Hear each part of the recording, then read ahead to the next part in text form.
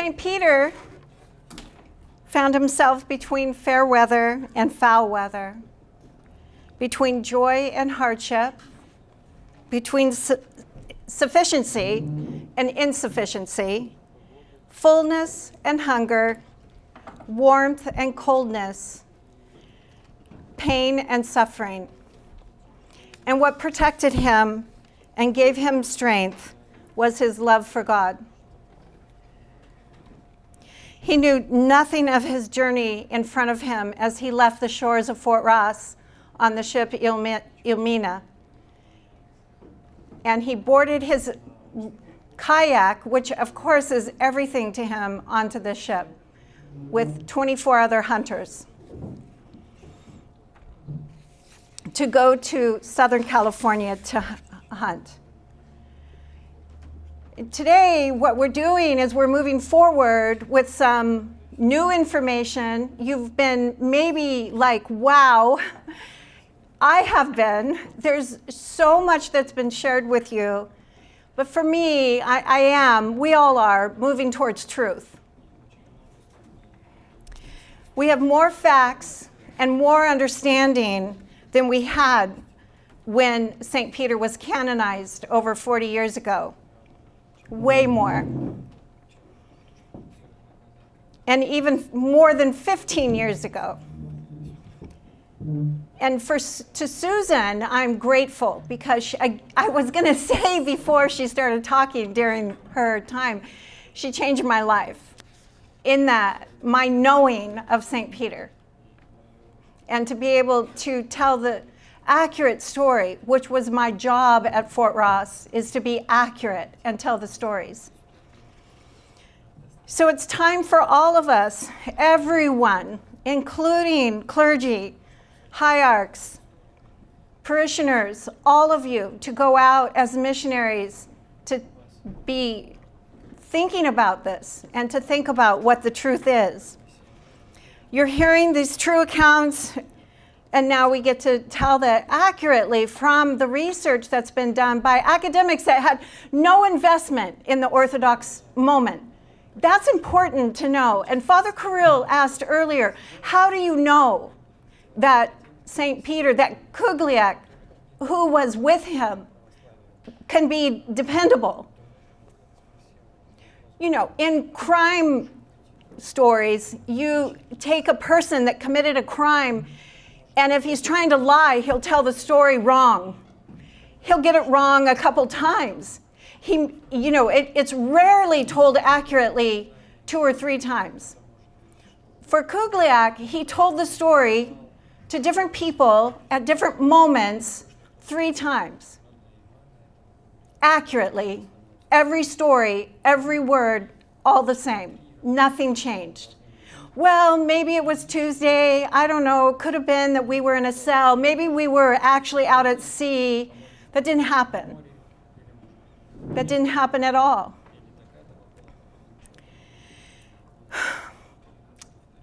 It's really important to tell the story of our saints accurately, all of our saints.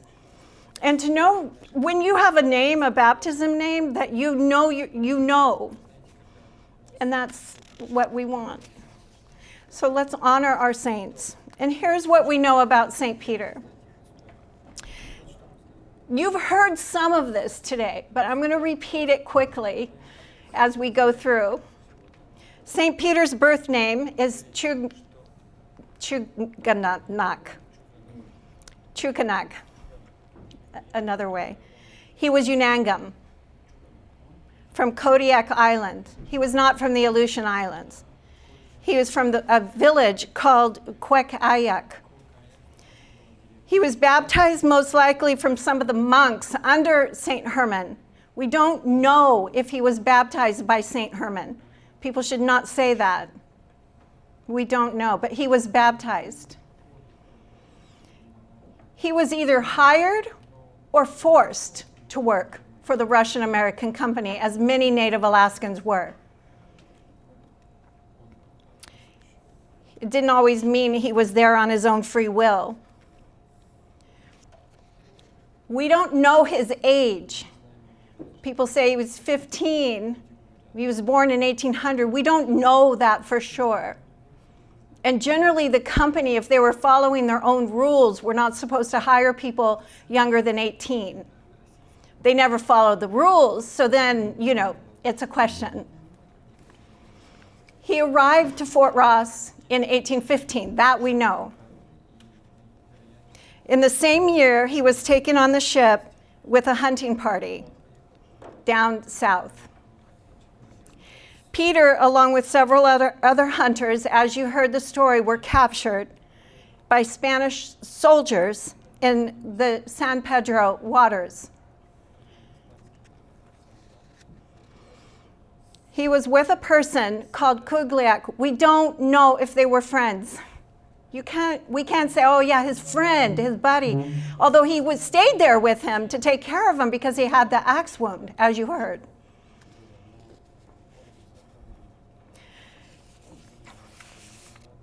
So they were there at San Pedro at a mission. They were captured in this place. And everyone, so they were captured. All of them were taken to the same place. But here's the thing that people forget. They go, oh, they were all taken to Santa Barbara. No, all but two. You've heard that today. All but two. St. Peter and Kugliak were not taken to Santa Barbara. They were there. Oh, this way. I wanted, before I go into some of the details of that actual capture, give you an idea of what St. Peter may have looked like. And we have these historic drawings of people from Kodiak region, and this could very well look like St. Peter, although again, we don't know. We're not sure. And the visors, this is signifying, that he's a hunter, and he's got a kamlaika on made of seal gut parka. They all wore them, of course. And you can see, their kayaks. Their kayaks were made very thin. I've gotten into one of those kayaks, and I immediately tipped over. So it's a lot of skill and a lot of talent to be a hunter.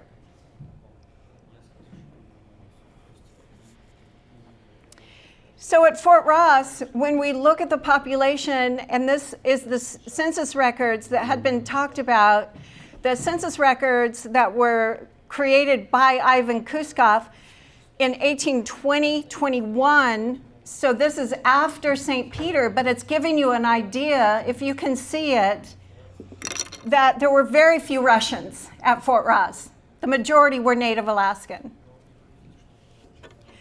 And Kodiaks were 126. They were the majority. California Indians, the Kashaya, the Coast Miwok were the second in order of 56. And most of those were women because by then they had intermarried.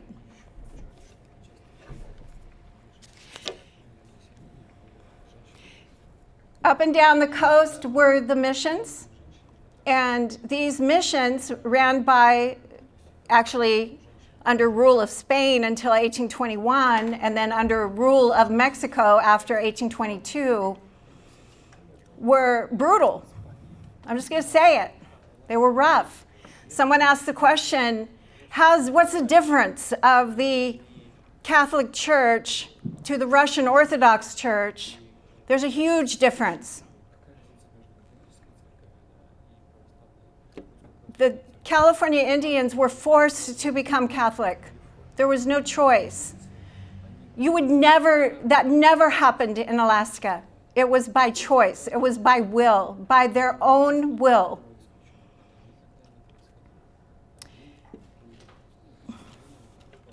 So these missions were up and down the coast. And this is the area to just give you an idea of the Channel Islands. So we know that St. Peter had an axe wound to his head. We know that a Catholic monk came to the prison at night with the soldiers who were actually local native people made to be a soldier, and to torture them because they would not renounce their faith. How did that work? And I just, again, bringing this accurate moment to you, Peter didn't speak Spanish. Please know that. He may not even spoke Russian. So how would it work? We believe, and Kugliak, he said, I'm Christian, and held his cross.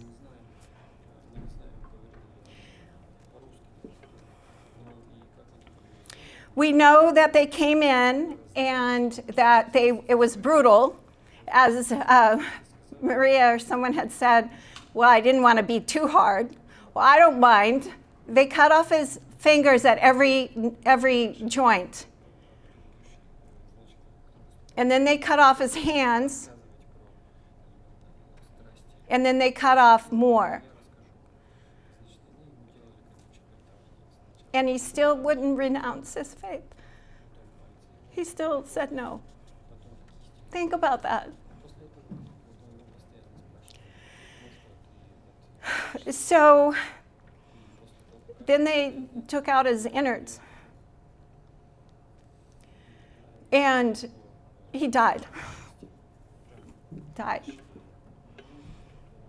So the first miracle of Saint Peter, and I'm sure of it, I feel that way, is the door opened just within about an hour, and there was a note, and the note was discussed in earlier topics. This note said, stop, no longer, we're taking them to the Russian American company is going to pay for their ransom. So no longer do this. Don't torture anyone else. It stopped.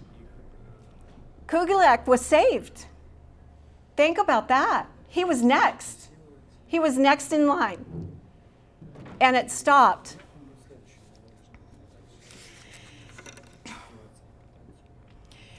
Here's the big one. He was never in Monterey. He was never in San Francisco. He was not taken from there. You've heard that from the academic, from Susan. He was not. And that's the story that every once in a while I hear, that I read sometimes, and I've corrected legacy icons and other websites that have these icons, just because it's like, I'm so passionate about that. I've gone and I've sat with some of the priests that I know that have this story embedded in their heart or their mind. And it's like, no, and we have the paperwork. We have the new research. We have that. So I ask of you to know that, to keep that. And if you hear it, wait, I know there's new research. And that would be really, really amazing for St. Peter the Alud. This bottom line, I'm going to read. The group had been hunting sea otters. Actually, I'll just read the whole thing. It comes from the commissioner of the town of Los Angeles from in 1810 to 1817. His letters. September 1815, the moment, that month that St. Peter was martyred, described the capture of the Russian Boris Tarasov and his Alaskan native hunters in San Pedro. So this is an inside letter. This is from the Spanish, not Russians. No one's trying to wipe out the history. No one's trying to hide the history. This is being said. This is being told. The group had been hunting sea otter on San Nicolas, Santa Rosa, and Catalina Islands. All but 2 of the hunters were sent to Mission Santa Barbara. Should I say it again?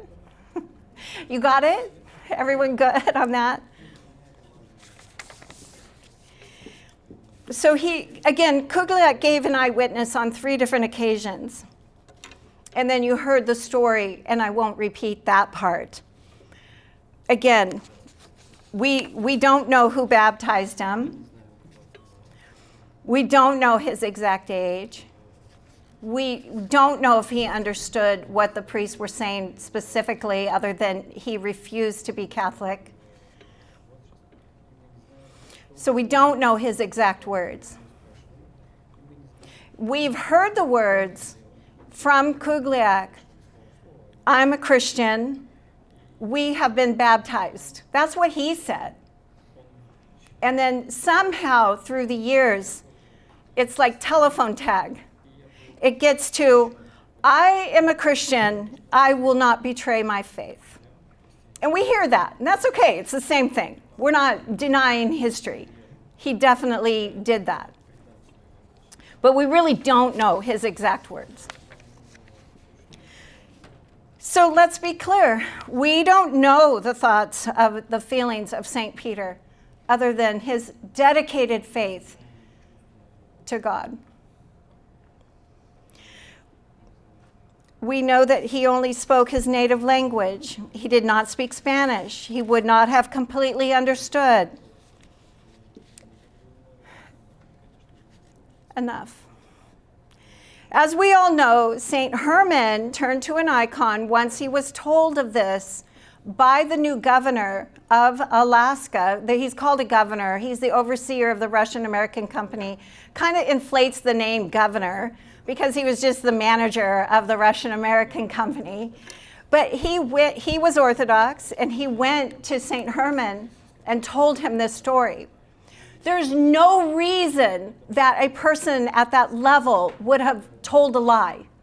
Oh, I just want to tell you some news, some gossip. Did you hear what happened to St. Peter? That just wouldn't happen. St. Herman turned to an icon, holy new martyr, Peter, pray to God for us. And that's in many of the books of the primary documents that speak about St. Herman. So there's also the article that was spoken about by Susan Morris.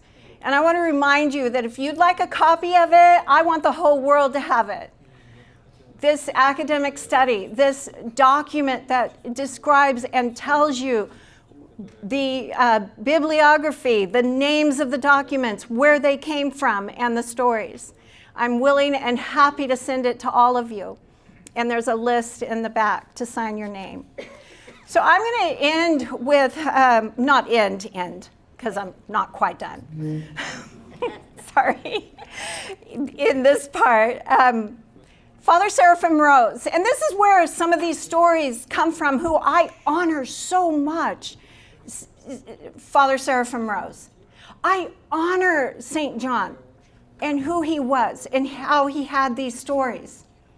He only knew what he knew. They only said what they knew. They did not know this information from 15 years ago. They did not have that. So Father Seraphim Rose, and this is like a 3-page thing, so I'm not reading the whole thing. I'm reading what's important to us. In September of 12th, 1963, this is the story that stayed with many people, including the hierarchs. So this is me talking to you. St. John repeated this story for those who learned from St. John. They embraced the notion and the ideas that St. Peter was taken to Monterey. Period. And that's okay. That happened. But we're better. We know more now. So here's what he said. It is true that the only historical notice of the Aleut martyr Peter is in the life of St. Herman of Alaska. That wasn't true. Only true then. But we should note that the person who brought St. Herman the information concerning his martyr's death was himself a man of integrity. First as governor of Alaska and later as a monk of righteous orthodoxy life who influenced almost his whole family to follow him into monasticism. And he goes on to talk about the faith in stories. The Reformed spirit in recent Roman Catholic, which has begun to throw out of the calendar such saints because supposedly we don't know whether they ever existed. And that's this saint. Peter is totally foreign to our Orthodox, which is characterized rather by faith and trust in those who hand down those lives of these saints. So we trust these stories, and then we learn, and then we have the new stories. And that's all okay. There's nothing wrong.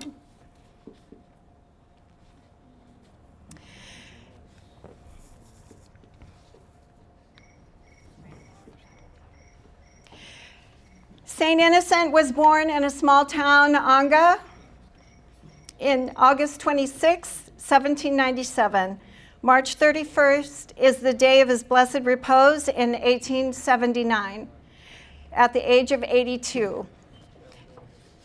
October 6th is the day of his glorification in 1977, not so long ago, really. His books, Kingdom of Heaven, was the first written in Yupik. Maybe you know this book. How many of you know this book? It's an amazing book, but it was not in English, it was not in Russian, it was in Yupik first, for the native people of Alaska. He arrived at Fort Ross on a ship called the Sitka on July 16th. He stayed for 5 weeks. He kept a detailed diary each day that he was there. And there are 2 other known clerics who showed up at Fort Ross in a couple different years. They didn't write anything down. They didn't find it important. But St. Innocent did. He wrote everything down. And he said, this is a part of my diocese. This is a part of my diocese. I need to record this. I'm telling you this, and there's a lot of numbers, but when you go to Fort Ross tomorrow and you're thinking about this place, and we've said it over and over, and I said it in my opening, it is sacred land. And that you can remember these people as people who were there, and the things and the remarkable moments of their lives at Fort Ross. He chrismated 54 infants, children and adult Indians. He celebrated liturgies almost every day, Vespers, Matins, and the hours. He heard confession from 195 people. And that's interesting. How did he? I'm often told that you can confess to a Russian priest, he'll understand, he'll get it. I don't speak Russian, I speak English, but okay, that's, because it's a known, it's there. So he had these confessions from 195. More than half is probably the Kashaya or Kosmiwak people of a language that he did not speak. He gave communion for those who were prepared. He blessed 14 marriages at Fort Ross. He gathered the children and taught them the Lord's Prayer. This is a beautiful moment when I imagine the chapel with the children in front learning the Lord's Prayer.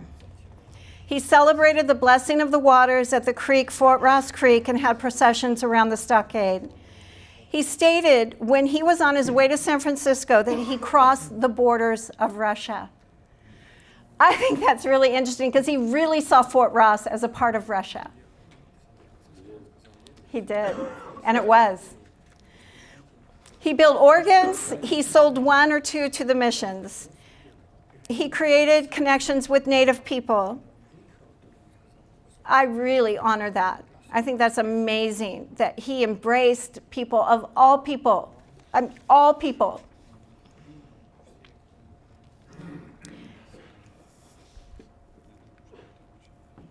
Oh, sorry, I didn't get there. But here he is at different moments of his life. So a third saint that came 1897, St. Sebastian of Jackson. You know, he was baptized on a Russian naval ship out at, you know, that he had come off of and baptized in San Francisco from a Russian naval ship that he arrived. He was traveling with his bishop, Bishop Nicholas.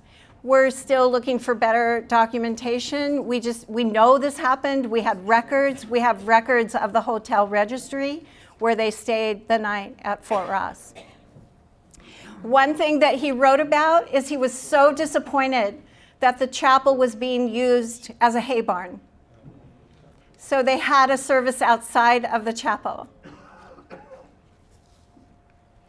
Next is St. Tikhon, 1906. He arrived. He had heard about this chapel. He heard that it was a hay barn. What he wrote is that he was pleasantly surprised to see the chapel back as a chapel. And the last, St. John of Shanghai and San Francisco. We don't know the exact year. Around 1962, he came to Fort Ross. And, you know, I had a lot of question about that. Finally, I met up with Father Peter at the cathedral in San Francisco, and he gave me this. Oh, this.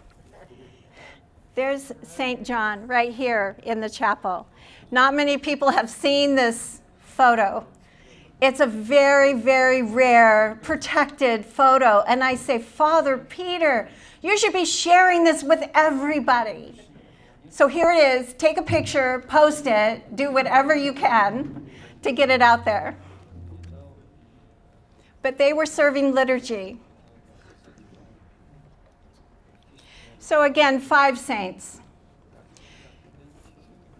So I'm just, because I have to, because it's been 40 years of my life to try to give a big picture, I just want you to see that Alaska and then Fort Ross, that there were several settlements belonging to the Russian American Company. And the contributions, I do want you to know, because there were many of them, that the Russian American Company, but also the academics and the church offered to California and to the lower 48. They were here hunting sea otter. That's not a contribution. They actually pretty much wiped them out. That's not good. But they built ships. And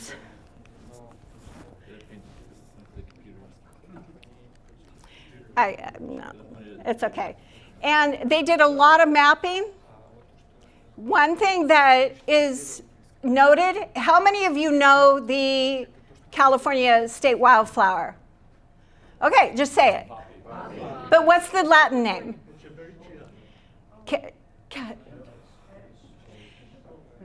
Californica Escholzia. Escholzia californica. And the scientist had come in off of a ship to Fort Ross and he named it while he was at Fort Ross. So your state wildflower has connection. Windmills, first windmill of California, of actually the lower 48. First brickyard, first shipyard, first glass brought from Irkutsk to Fort Ross. So when you see glass in the windows in the buildings, that's true. They had that. The Spanish did not have that.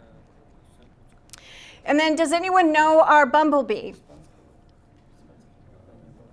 I didn't add it. What?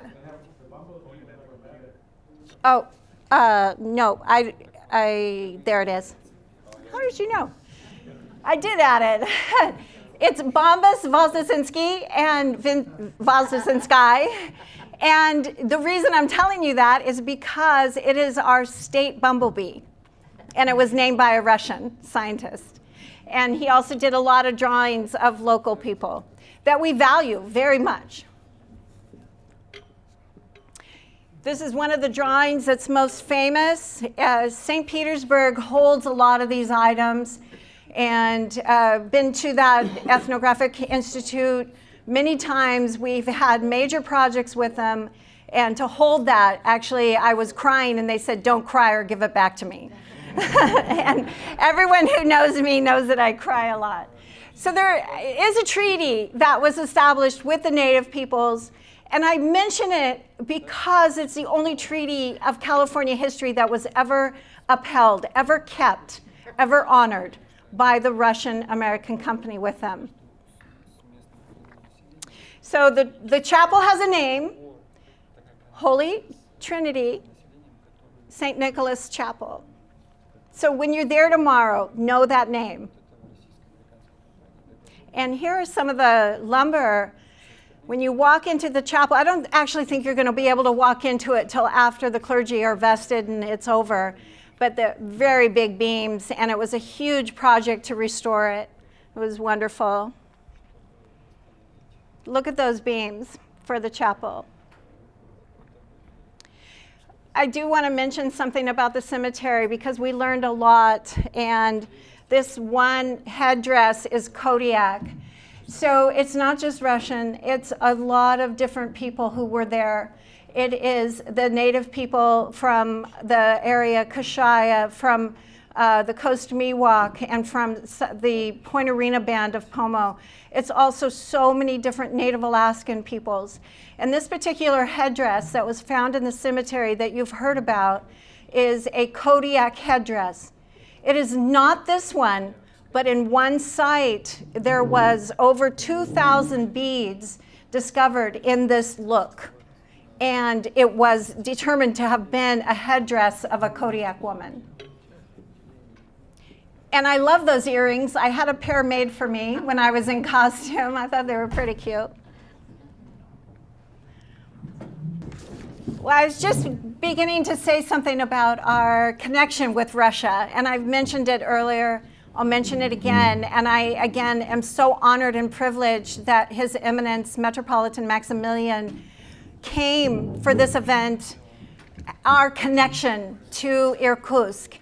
And I've tried to show you where Irkutsk is, and near Lake Baikal.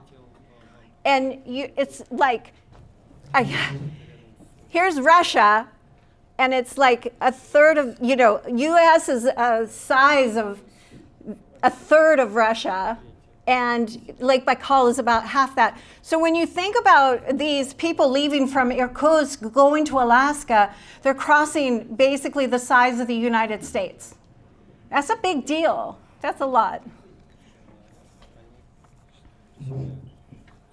So our relationship, you've heard it. You heard it from Director Stupin. Anga, when I was first taken there, I know a lot about St. Innocent at Fort Ross. And they said, "Oh, we're going to take you to a treat. It's going to be great." And I'm like, "Where is it?" And they said, "Anga." I said, "Where's Anga? Why do I want to go to Anga?" It's the birthplace of St. Innocent. That's why.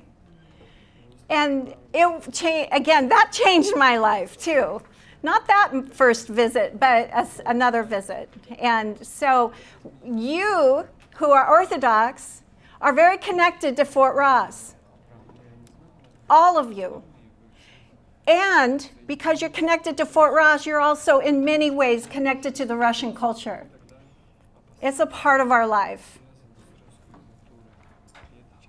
This is the church Epiphany that St. Innocent served in as a young priest before he left. And this is the church of His Eminence Metropolitan Maximilian, where he serves now, mostly, although he's all over.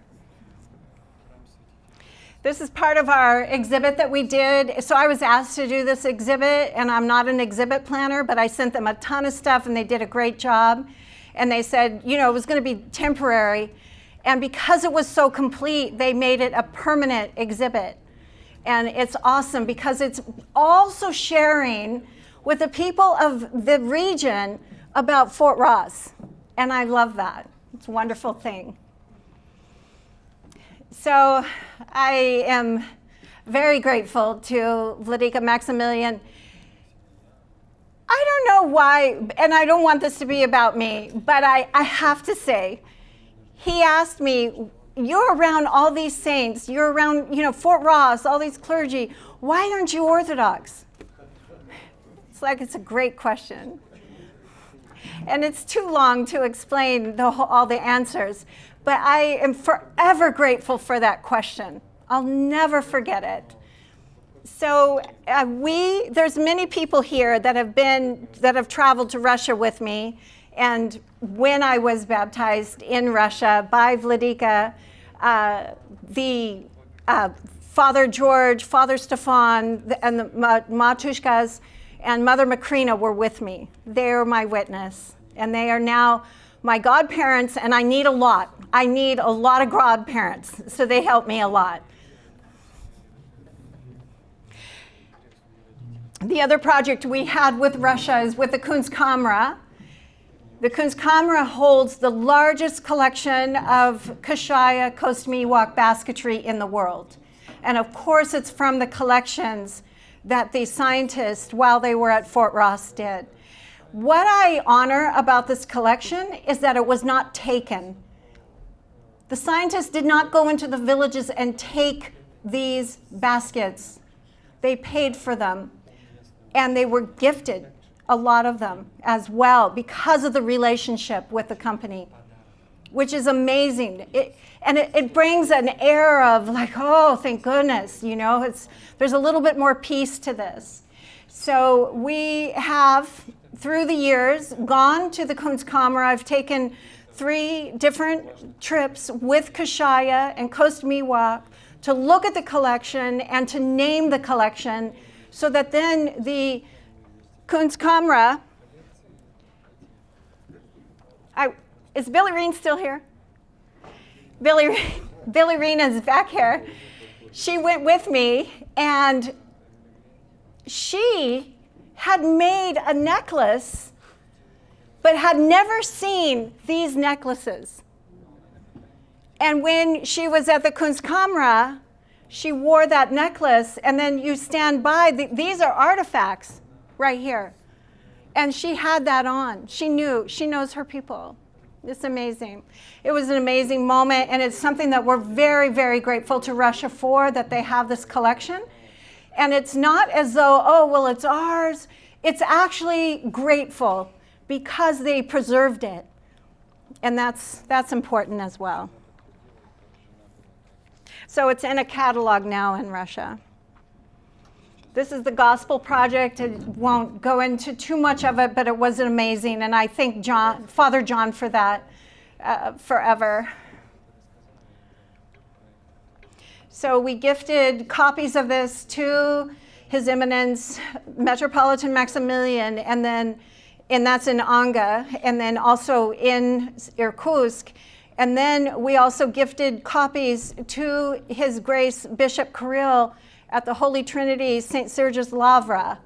And that was a huge moment. And what happened, it was actually my birthday.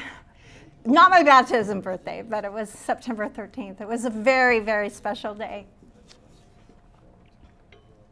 People ask about me and my time at Fort Ross. It was just amazing. That's all I can say. I'm so grateful to be here still standing with you today.